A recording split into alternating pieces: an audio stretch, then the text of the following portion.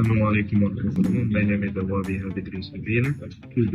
Flat plate solar collector is a device to convert solar radiation into heat, mainly for heating water. They consist of a glass cover, a copper absorber plate, and a pipe network that transfer heat to circulating water.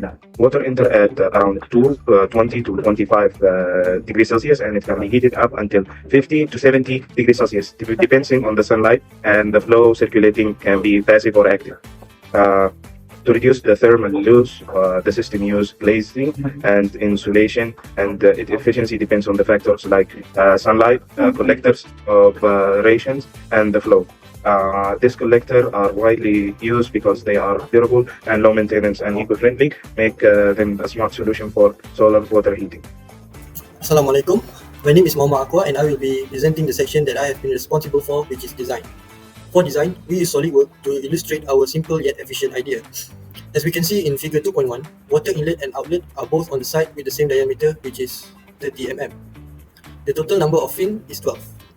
Based on figure 2.2, it is an exploded view consists of two parts, which is the top one is the cover and the bottom one is the absorber plate.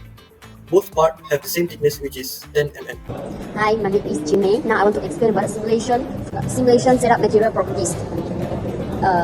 The copper as an absorber and the glass as a cover, then the water as a working fluid. Next is about the simulation setup in ANSYS Fluent. The solver is pressure based, the turbulence model is laminar, the radiation model is Rosen, the discretization is second order upwind steam, the pressure velocity coupling is Liebert. Next is the inlet boundary condition. The mass flow rate, total mass flow rate is 0.05 kilo per second. The mass flow rate per riser is 0.00417 kilo per second. And the inlet diameter is 0.03. The water inlet temperature same as the temperature ambient, which is 25 Celsius, and the wind velocity is 1 meter per second. Next is the ANSYS Fluent simulation setup for variation in water flow.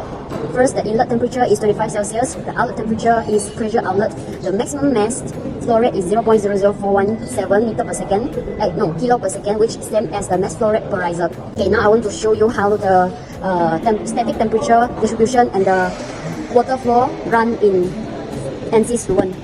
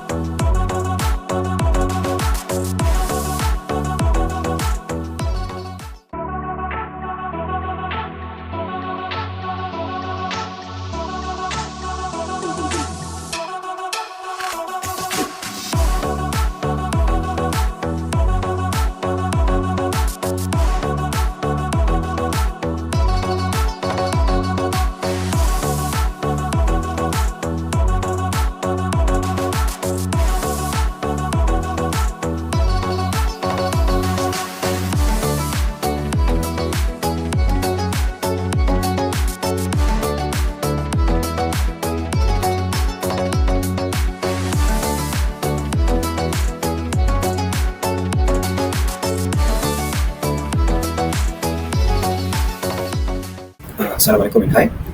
My name is Muhammad Irfan Fidaus. So now I will explain about the temperature changes inside our solar collector, or also known as static temperature distribution. From the figure below and the graph, we can see that the temperature increases slowly as water flows from the inlet to the outlet. This happens because the water absorbs heat from the metal plate inside the collector. As you can see below, the blue color in the diagram shows cool areas, and the red or orange colors show hot areas. This means the heat is being transferred along the water path, which is a good sign.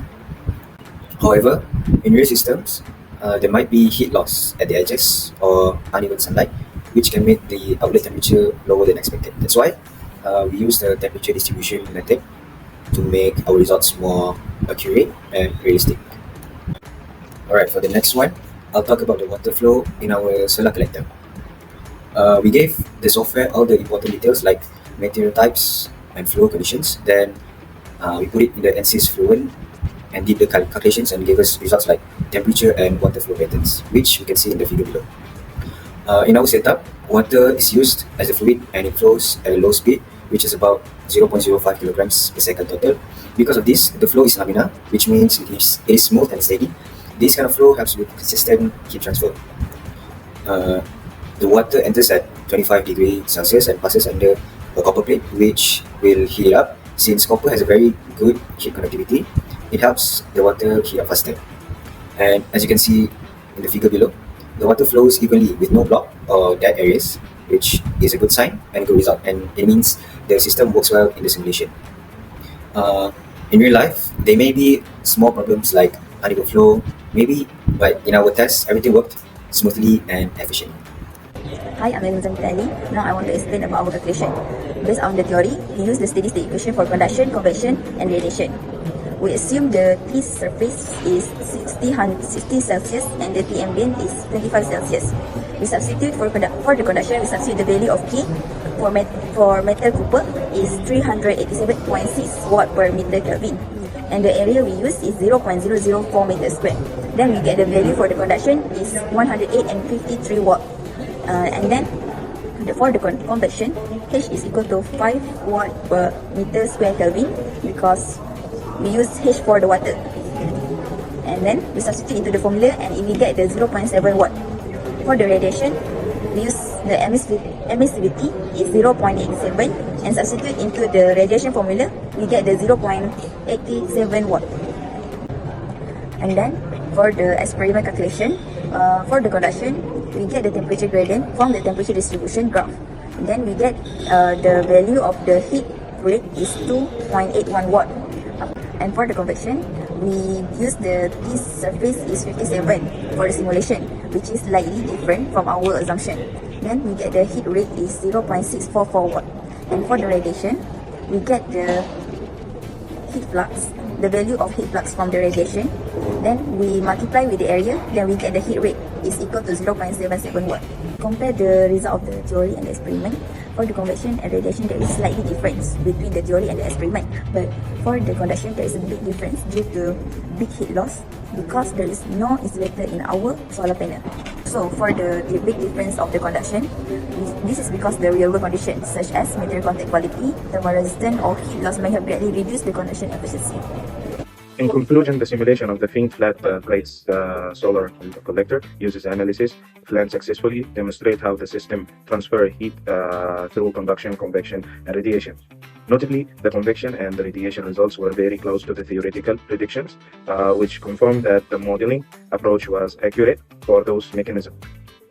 This study also emphasized the importance of using the Terrace boundaries conduction, selecting the right materials, and ensuring the high quality mesh in the thermal simulation.